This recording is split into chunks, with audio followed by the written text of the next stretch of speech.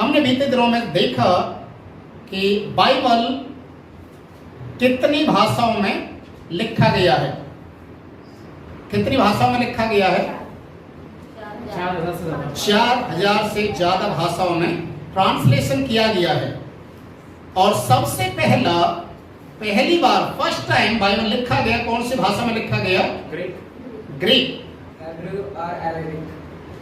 पहला नंबर आता है ग्रीक, दूसरा नंबर हेब्रू और तीसरा अरामिक। तो हम इन बातों को ध्यान से सुनेंगे, सीखेंगे, नोट करेंगे। आपके पास नोटबुक है, उसमें लिखें। और साथ में आपसे जो भी क्वेश्चन किया जाता है तो आप उसका रिप्लाई दे सकते हैं मैसेज के द्वारा, चैट के द्वारा भी। और अपने अपने फोनों को आप ऑनलाइन रखें ताकि आप चैट के माध्यम से भी आप हमें उत्तर दे सकते हैं। आज हम लोग पिछले सप्ताह में हमने एक चीज को देखा, अंतिम जो शब्द थे, बाइबल का मुख्य लेखक कौन था? बाइबल का मुख्य लेखक कौन था? स्वयं परमेश्वर। बाइबल को कितने समय में लिखा गया? टोटल समय कितना था बाइबल को लिखने का? 1600 साल। 1600 ना, 1600 ईयर्स, 1600 साल। तो आप इन चीजों को याद रखें। और आज हम जिन बातों को देखेंगे वो है दुनिया में सबसे ज्यादा बिकने वाली और पढ़ने वाली पुस्तक का नाम क्या है। आज का मेरा जो प्रश्न है, आज हम आरंभ कर रहे हैं, दुनिया में सबसे ज्यादा बिकने वाली और पढ़ने वाली पुस्तक का नाम क्या है। इस दुनिया में अखबार तो बहुत पढ़ते हैं लोग, है ना, मैगजीन भी पढ़ते हैं, स्टोरी वाली बुक्स भी पढ़ते हैं, बहुत कुछ पढ़ते हैं। पर यहां पर आता पूरे वर्ल्ड के अंदर, दुनिया के अंदर सबसे ज्यादा बिकने वाली पुस्तक और पढ़ने वाली पुस्तक का नाम है बाइबल। हालेलुया। बाइबल आप लिख सकते हैं, दुनिया में सबसे ज्यादा बिकने वाली पुस्तक और पढ़ने वाली पुस्तक का नाम बाइबल है। अगला क्वेश्चन, सबसे ज्यादा भाषाओं में ट्रांसलेशन, अनुवाद की गई पुस्तक का नाम भी बाइबल है। सबसे ज्यादा भाषाओं में ट्रांसलेशन की गई पुस्तक का नाम भी बाइबल है। हालेलुया। आप लिखना शुरू करें, नोट करें, और अगर कोई चीज समझ में नहीं आए तो आप पूछ सकते हैं।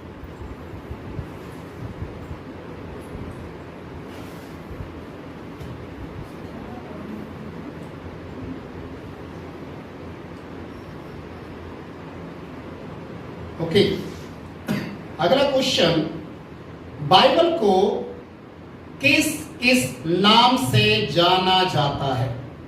ये बहुत एक इंपॉर्टेंट एक क्वेश्चन है। बाइबल को कितने नामों से जाना जाता है? पवित्र शास्त्र, पवित्र बाइबल, उसको इंग्लिश में होली बाइबल कहते हैं। पवित्र शास्त्र, पवित्र बाइबल, और आप लिखना भी शुरू करें, सिर्फ बोलना नहीं है, आप लिखना भी शुरू करें। नया नियम हाँ, नया नियम नए नियम को बोला जाता है, पुराना नियम पुराने नियम को बोला जाता है, पर दोनों को जोड़कर पूरा बाइबल बोला जाता है। ठीक है, हम दो चीजों को देखा है कि बाइबल को हम धर्मशास्त्र के नाम से भी जानते हैं, परमेश्वर के वचन के नाम से भी जानते हैं। ठीक है, आप इनको लिखना शुरू करें। बाइबल को परमेश्वर का वचन के नाम से जानते हैं, बाइबल के नाम से जानते हैं। बाइबल आज भी हमसे बातें करती है, या बाइबल का जो वचन जो लिखे हुए वो आज भी हमसे बातचीत करते। कैसे कैसे बातचीत करते हैं? परमेश्वर प्रचार होता है तब, और या वचन हम पढ़ते हैं तब। जब हम वचन को सुनते हैं, पढ़ते हैं, तो हमारे जीवन को दर्शाता है कि हम कौन हैं, हमारा जीवन क्या है, मरने के बाद क्या होगा, और हम इस दुनिया में किस लिए आए।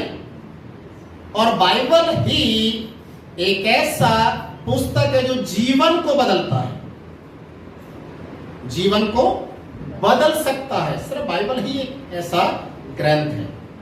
अन्यथा इस दुनिया के अंदर आप कुछ भी पढ़िए, कितना भी ग्रंथ पढ़िए, कितने भी धर्म शास्त्रों को पढ़िए, कितने भी जो दूसरी जो चीजें उनको आप पढ़कर देखिए, आपके जीवन के अंदर अगर कोई परिवर्तन लेकर आएगा, आपके जीवन के अंदर कोई परिवर्तन को लेकर आ सकता, आपका जीवन बदल सकता है, तो केवल बाइबल के जरिए बदल सकता है।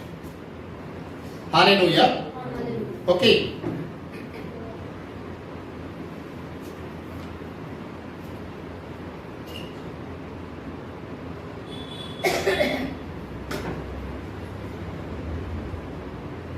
चलिए इस समय हम एक दो बातें और करेंगे और उसके बाद फिर हम बाइबल की जो बेसिक बातें हैं उनको भी हम लोग देखेंगे।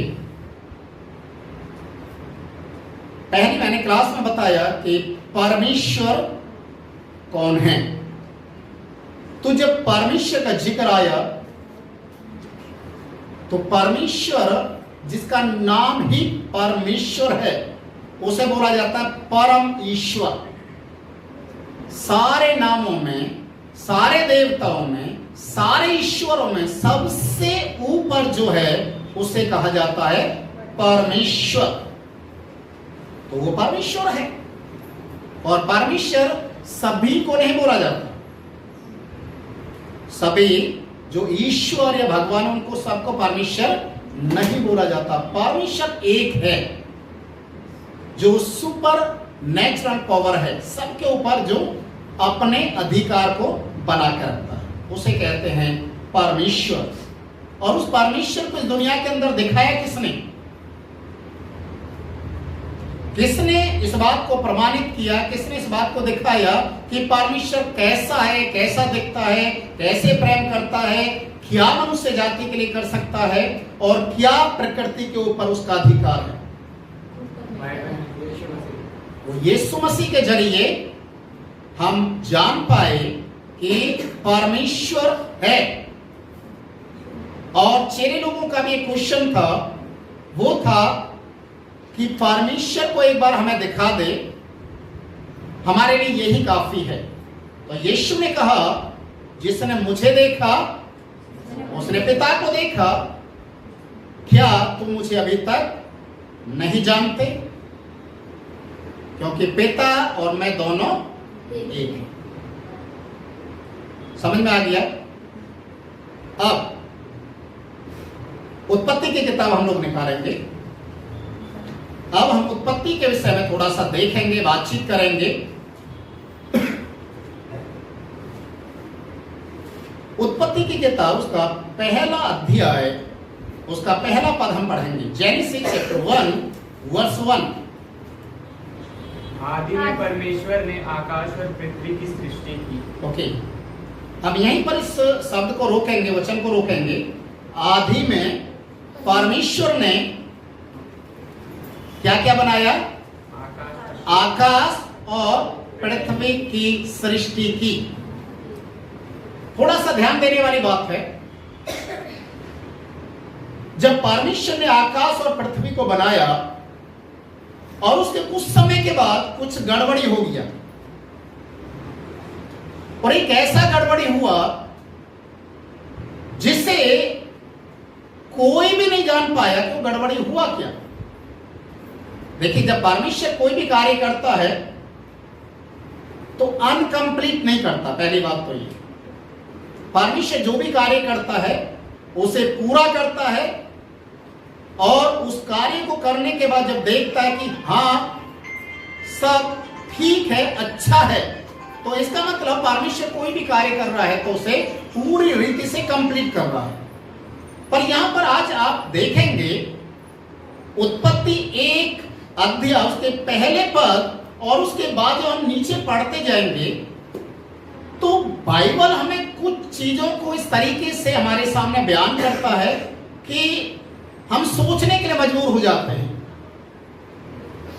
कि आखिर में ऐसा हुआ क्या होगा। इसका दूसरा पद भी आप पढ़ें जरा। पृथ्वी बेडौल और सुनसान पड़ी थी और गहरे जल के ऊपर अंधियारा था तथा परमेश्वर का आत्मा जल के ऊपर मंडराता था। बस अभी यहां पर पहले पद को आप पढ़ेंगे तो यहां पर क्या लिखा हुआ है, आकाश और पृथ्वी की सृष्टि की। दूसरे ही पद में हम देख रहे हैं ये दुनिया कैसे बन गई, कैसे बन गई, बेडौल और सुनसान। क्या परमेश्वर ने ऐसे बनाया होगा? नहीं। देखिए पहले पद में लिखा आकाश और पृथ्वी को बनाया और दूसरे पद में लिखा है कि पृथ्वी क्या होगी, बेडौल होगी। मतलब किसी ने आकर उसे बिगाड़ दिया। जैसे कि उदाहरण के तौर पर आप कोई ड्राइंग बना रहे हैं, आपने बहुत प्यारी एक ड्राइंग बना दी है कोई भी चीज, और आप उसको थोड़ी देर के लिए उस ड्राइंग को आप रखकर, जो भी पिक्चर आपने तैयार किया है उसको रखकर आप किसी काम के लिए थोड़ी देर के लिए गए, और थोड़ी देर के बाद जब आप आ रहे हैं तो उस ड्राइंग के ऊपर ऐसे गिर गिर गिर करके उसको कलर से, दूसरे कलरों से पूरा खराब कर दिया। उसका जो रूप था, जो चीज आपने बनाया उसको पूरा बिगाड़ दिया। और आप आकर जब देखेंगे तो आपको क्या लगेगा? गुस्सा आएगा या नहीं? कई बार आप अपने बच्चों के जीवन में आसपास में देख सकते हैं, स्कूल के अंदर अक्सर ऐसा होता है, जो चिढ़ने वाला व्यक्ति होता है ना, जो गुस्सेल होता है, वो क्या करता है कि आपकी बनाई हुई चीज को इसने मेरे से अच्छा कैसे बना दिया, जलन के कारण उसे बिगाड़ दे।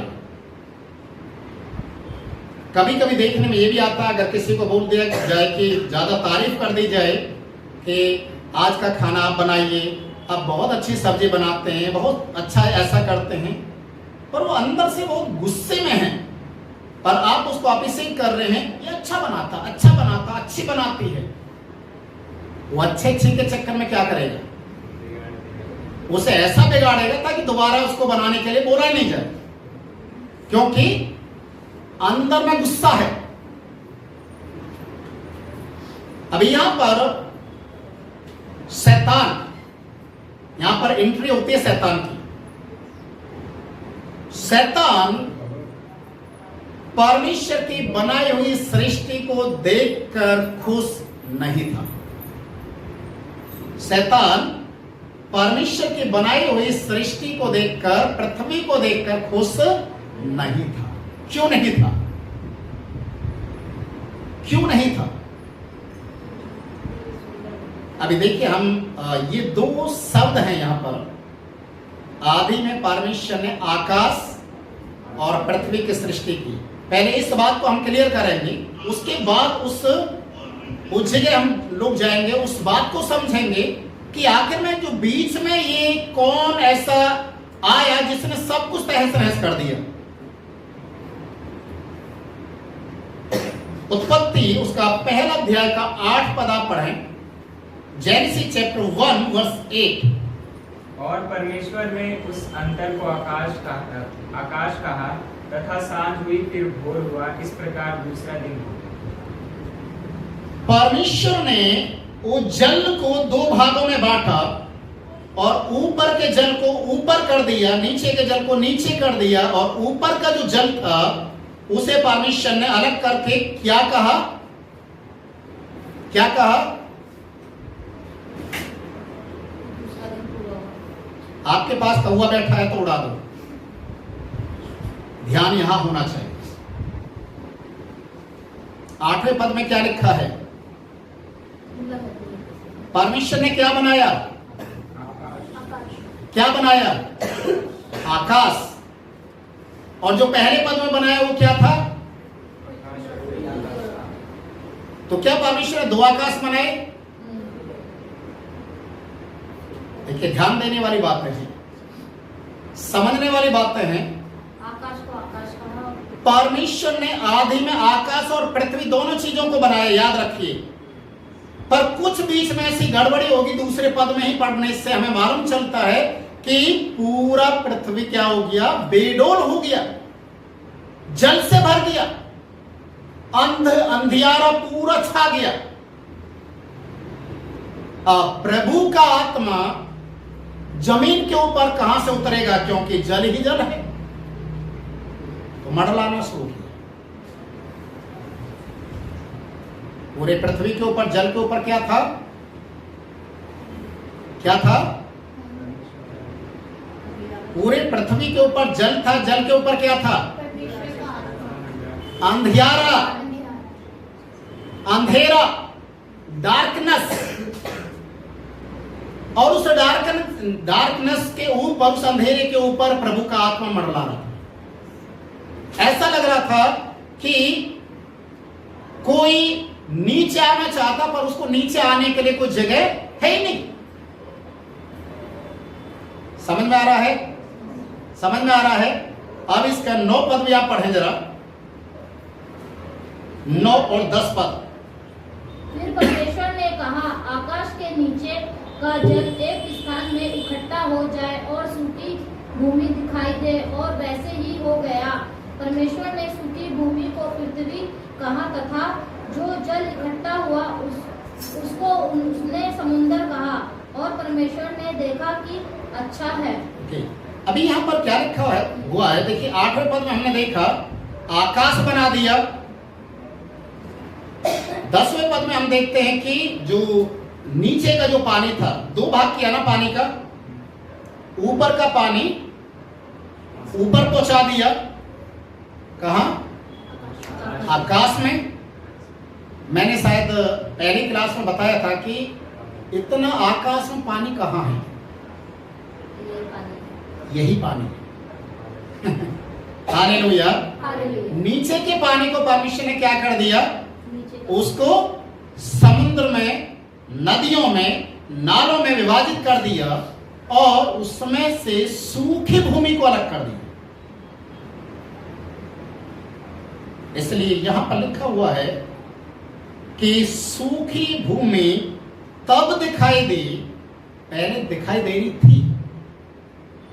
समझ में आ रहा है ना? आकाश और पृथ्वी परमेश्वर ने बनाई कब? आदि में। आदि में, याद रखिए, आदि का मतलब इन द बिगिनिंग, शुरुआत उसकी कुछ भी नहीं पता कब ये किया। पर यह जरूर से मालूम है कि जब परमेश्वर ने उन चीजों को बनाकर छोड़ दिया कि परमेश्वर कुछ और करने के लिए जा रहा है, तो उस बीच में एक व्यक्ति की एंट्री होती है जिसे बोला जाता है शैतान। शैतान,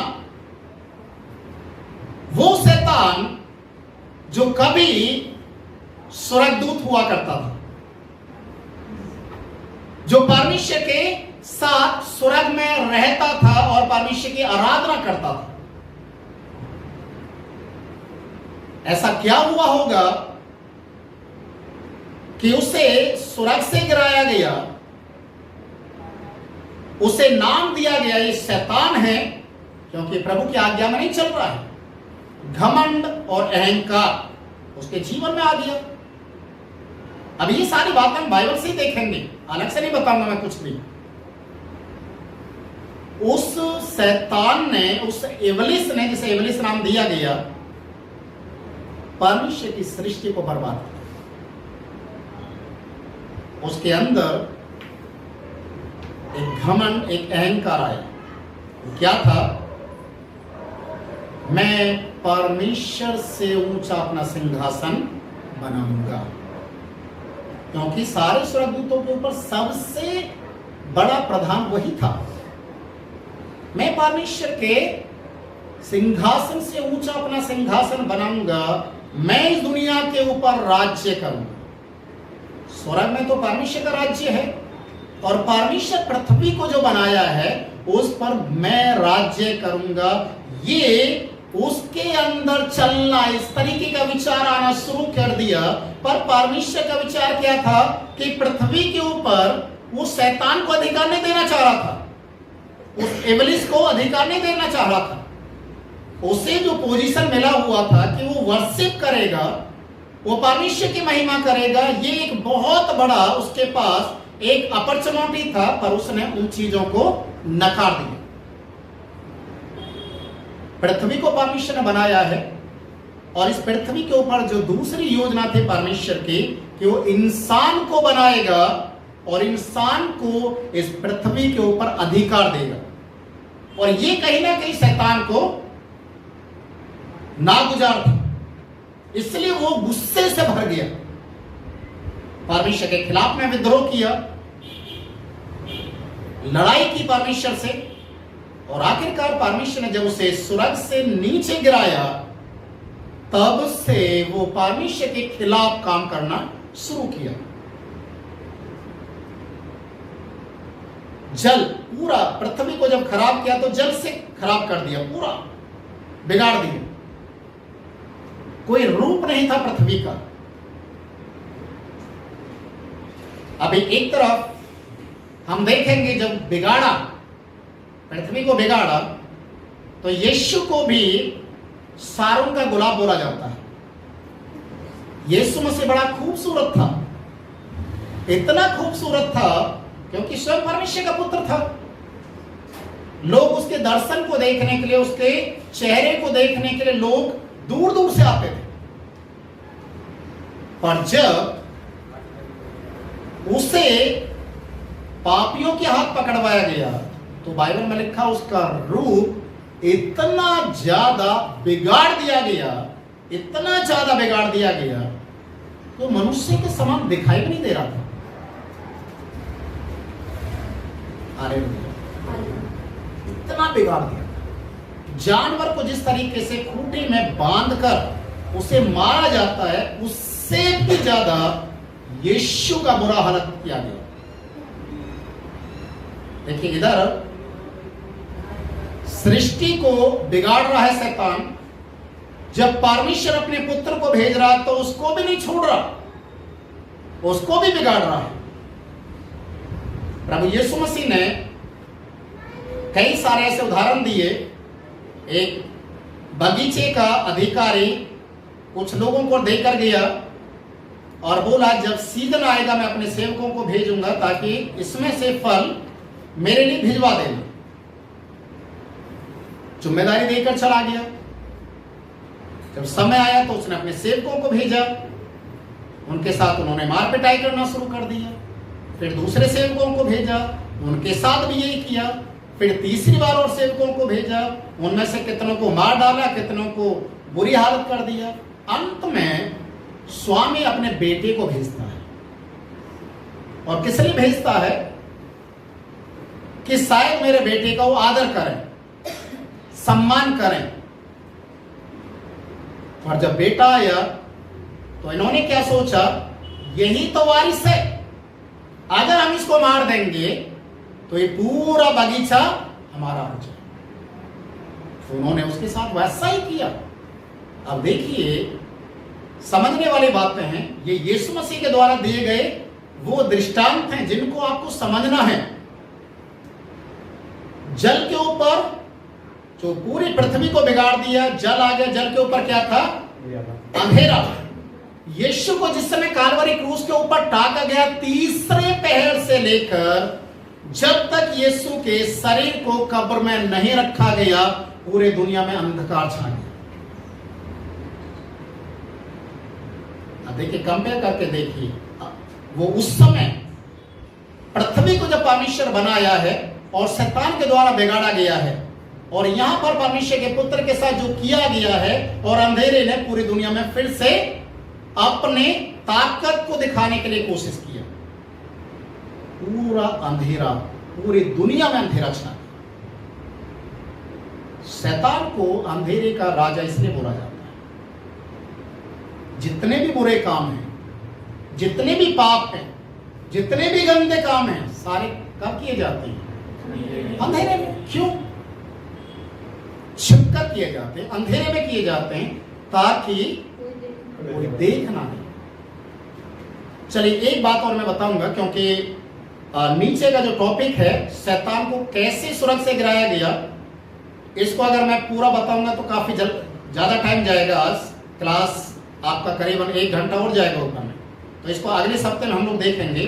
पर एक बात, जिस समय परमेश्वर ने आदम और हवा को बनाया, ये बात की बात है, पर आदम और हवा को बनाया, शैतान किस रूप में आकर हवा को बहकाया, और बहकाने के पीछे उसका शब्द अगर आप सुनेंगे तो शब्द वही थे जो स्वर्ग के अंदर शैतान के मन के अंदर जो चल रहा था, परमेश्वर के तुल्य होने का, परमेश्वर से ऊंचा अपना सिंहासन बनाने का, हवा को भी इसी तरीके से बहकाया। किस तरीके से? क्या इस पेड़ का फल खाने के लिए मना किया? परमेश्वर जानता है। देखिए कितना कंफ्यूजन को किया उसने। परमेश्वर जानता है, आप ही जानता है, इस फल को तुम खाओगे तुम परमेश्वर के तुल्य हो जाओगे, तुम्हारी आंखें खुल जाएंगी। सोचने वाली बात है, जिसको परमेश्वर अपने हाथों से बना रहा है वो तो उसकी सृष्टि है ना, तो परमेश्वर के तुल्य कैसे हो जाएगा? इच्छा तो नहीं मानने है? उसकी इच्छा नहीं मानने को उन्होंने बोला कि मेरी इच्छा का आज्ञा का पालन करना, तो वो आप उनको उससे करें कि उनकी आज्ञा का पालन नहीं करें। देखिए चलिए समझ लीजिए कि मेरा बेटा है, मैं अपने बेटे को बोलता हूं कि तू मेरा बेटा है, कल को उसके काम में कोई आकर बोलता है अरे तू उसका बेटा है, नहीं, तू उसके बराबर है, तू उसके बराबर, अपने बाप के बराबर तू है, कोर्ट में खड़ा हो जाए तुझे पूरा हिस्सा मिल जाएगा। इस तरीके के कंफ्यूजन कौन डाल रहा है? जिसके मन के अंदर गंदे विचार होंगे वही डालेगा ना। कभी ऐसा हो नहीं सकता, बाप का दर्जा हमेशा ऊंचा ही रहेगा। अभी समझ लीजिए कि कोई मुख्यमंत्री या प्रधानमंत्री कोई लेडीज बन जाती है, बनते भी हैं, क्या वो अपने पति से ऊपर हो सकती है? नहीं, पति तो पति रहेगा, चाहे उसको कोई भी पद भी दे दी जाए फिर भी उसका पति पति ही कहलाएगा। वैसा ही परमेश्वर तो परमेश्वर ही कहलाएगा, उसके तुल्य होगा कौन? समझ में आ रहा है यहां तक? अदम की बाटी का जो परमेश्वर बनाता है, सृष्टि में कितने दिन के अंदर परमेश्वर ने सारी पृथ्वी को बनाया, दुनिया की चीजों को जो आज हम देखते हैं इस पूरे भूमंडल के अंदर, ब्रह्मांड के अंदर, परमेश्वर ने कितने दिन में बनाया? 6 दिन। चलिए ठीक है, 6 दिन में बनाया है। उन दिनों को भी हम लोग काउंट करेंगे। मेन जो बीच का जो टॉपिक है इसको हम अगले सप्ताह में छेड़ेंगे क्योंकि लंबा है थोड़ा, और अगर मैं भाग कर बोलूंगा तो आपको समझ में कुछ नहीं आने। मैं चाहता हूं कि आप उसकी गहराई को समझें।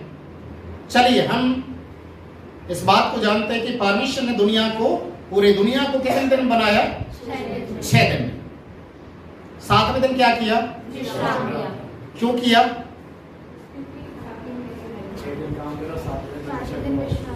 हाँ बिल्कुल, आप 6 दिन काम करेंगे, 6 दिन आप स्कूल जाएंगे, ऑफिस जाएंगे, कुछ भी कीजिए, कैसा भी कीजिए, और 7वां दिन जो ईश्वर का दिन है, परमेश्वर का दिन है, उसमें उसे धन्यवाद देना है। जो आप पूरे सप्ताह भर में कमाते हैं उसमें से परमेश्वर के लिए भेंट लेकर आना है कि प्रभु तूने पूरे सप्ताह हमें संभाला है।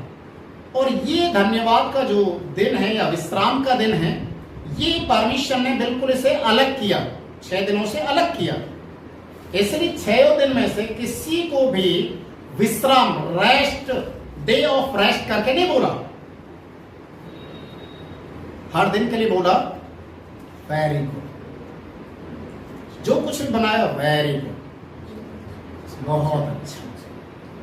पर 7वें दिन के लिए बोला विश्राम का दिन, डे ऑफ रेस्ट, विश्राम करने का दिन, जिस पर परमेश्वर का ब्लेसिंग्स है। इसलिए इन दिनों को जब हम देखते हैं कि आज भी पूरी दुनिया के अंदर जो लोग प्रभु को जानते हैं, ऐसे तो हर धर्म के लोग आपको पूरी दुनिया में दिखाई देंगे, किसी भी धर्म किसी भी देश के बारे में आप जानकारी लेना चाहते हैं आप ले सकते हैं। आजकल तो लोग गूगल पर सर्च करके पूछ सकते हैं, मालूम चल जाता। बहुत सारे ऐसे साधन उपलब्ध हो चुके हैं। इन सब 6 दिन काम करेगा। कोई भी दिन आगे पीछे में हो सकता है। जैसे रेस्ट का जो दिन है, विश्राम का दिन है, मुस्लिम कंट्रियों में ज्यादातर शुक्रवार का दिन है, तो वो उनके लिए विश्राम का दिन है। क्रिश्चियन लोगों के लिए संडे का दिन है। क्यों? उसके पीछे भी एक कारण है कि यीशु मुर्दों में से जिस दिन जी उठा वो दिन संडे का दिन, सप्ताह का पहला दिन बोला जाता है। ठीक है, तो हम 6 दिन में परमेश्वर ने क्या क्या बनाया इसका थोड़ा सा रूपरेखा देखेंगे और उसके बाद आज हम खत्म करेंगे।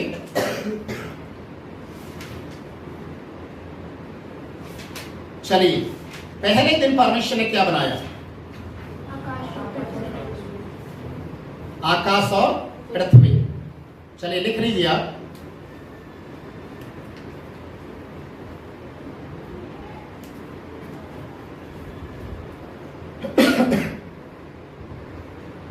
जेनेसिस चैप्टर 1 वर्स 3 to 5, 3 से 5 पद हम पढ़ेंगे।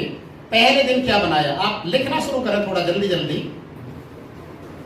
पहला दिन, फर्स्ट डे, परमेश्वर ने क्या बनाया? मैं आपको शॉर्टकट में लिखवा रहा हूं ताकि आप फिर बाद में वचन के अनुसार उनको आप चेक कर सकते हैं और उनको अंडरलाइन कर सकते हैं। पहले दिन परमेश्वर ने उजियाला बनाया। क्या बनाया? उजियाला। उत्पत्ति किताब 1 अध्याय 3 से 5 पद में यह लिखा हुआ है। आप लिख लीजिए वचन, बाद में आप उसको पूरा पढ़ना है। पहले दिन तो आकाश और पृथ्वी बनाए ना।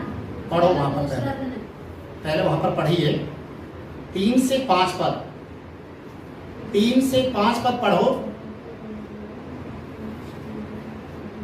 3 से 5 पद ध्यान से पढ़िए। वहां पर साफ लिखा है पहले दिन परमेश्वर ने 5 में भी लिखा है और परमेश्वर ने उजियाला को एक दिन और अंधियारे को रात कहा तथा सांझ में फिर भोर हुआ। इस प्रकार पहला 5वें पद में, तो 5वें पद में जो लिखा हुआ 3 से 5 में इसलिए बोल रहा हूं ताकि आपको उस चीज पूरा क्लियर हो जाएगा। 5वें पहले दिन क्या बनाया है? उजियाला। तो यही लिखेगा पहले दिन उजियाला बनाया। दूसरे दिन परमेश्वर ने क्या बनाया? उसके 7 और 8 पद को आप पढ़ेंगे। जेनेसिस उत्पत्ति 1 का 7 और 8। दूसरे दिन परमेश्वर ने आकाश बनाया। क्या बनाया? आकाश। ये कौन से दिन बना है? दूसरे दिन। तीसरे दिन परमेश्वर ने समुद्र और सूखी भूमि बनाई। समुद्र और सूखी भूमि तीसरे दिन बनाई। 9 से 13 पद के बीच में लिखा है पहले अध्याय में। पहले अध्याय से हम लोग देख रहे हैं ये तीसरे दिन बनाया। चौथे दिन परमेश्वर सूरज, चंद्रमा, तारेगण को बनाता है। 14 से 19 पद के बीच में आप इन चीजों को देख सकते हैं। थोड़ा धीरे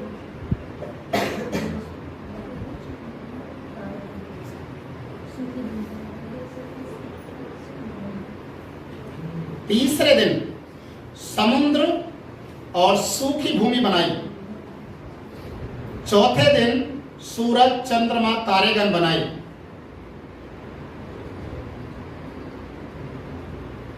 चौदह से 19 पद में आप पढ़ सकते हैं इनको।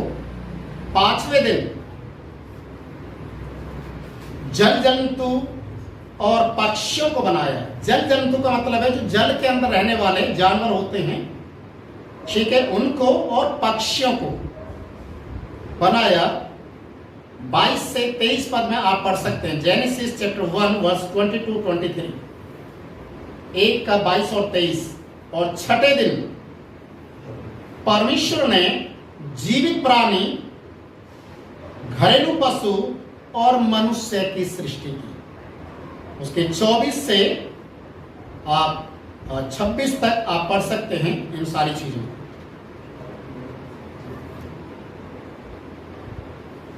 24 से 26 पद के बीच में आप इन चीजों को देख सकते हैं।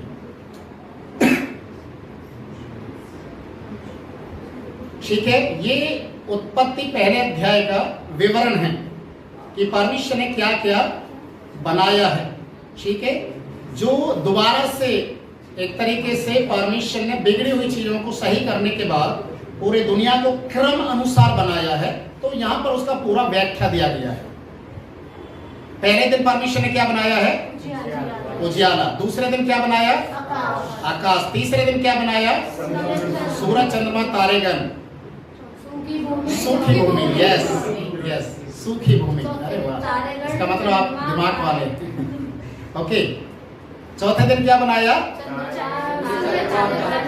यस, सूरज, चांद, सितारे, है ना। और तीसरे दिन क्या बनाया? सूखी भूमि। पूरा कंफ्यूज। ओके, चलिए पांचवें दिन क्या बनाया? पांचवें दिन यस, जल में रहने वाले जानवर और आकाश में उड़ने वाले पक्षी। पांचवें दिन जल में जानवर भी रहते, हाँ वही, जो जल में रहने वाले तो जानवर होंगे, जीव होंगे, जंतु होंगे, जो भी कुछ भी होगा जो जल के अंदर रहने वाले। ठीक है, ओके। चलिए चौथे दिन क्या बनाया? आप उंगलियों पे याद करो। ठीक है, छठे दिन क्या बनाया?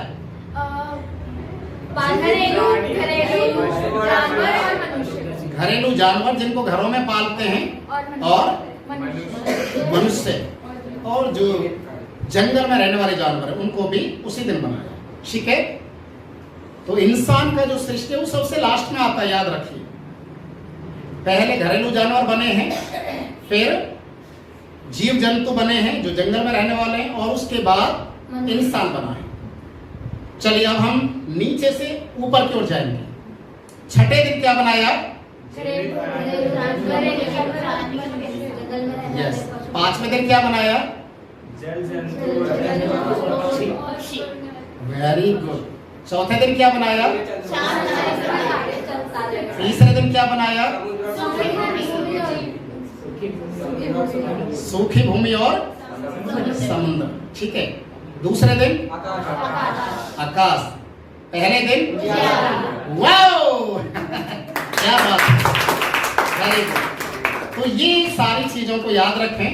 अगली बार अगले सप्ताह में हम शैतान का विद्रोह कैसे उसने किया परमेश्वर के खिलाफ में, और कैसे उसे गिराया गया, और आज तक वो क्या कर रहा है, उसके ऊपर हम लोग अगले सप्ताह में बातचीत करेंगे। इसीलिए इस क्लास को मिस ना करें, क्योंकि ये कुछ ऐसे टॉपिक हैं और इसके ऊपर मैं बहुत ज्यादा मैंने लिखा हूं, बहुत सारी प्रार्थना की हैं। ये शायद आपको कॉलेज में या दूसरी जगह शायद ही सुनने और सीखने के लिए मिलेगा, और आप मेरे लिए प्रार्थना करें कि जो परमेश्वर ने मुझे प्रकाशन दिया, मैं उन बातों को आपके बीच में सही से सिखा सकूं, रख सकूं, और आप सीखते जाएं ताकि दूसरे लोगों को भी सिखा सकें। हालेलुया। सो जो भी आज हमने सीखा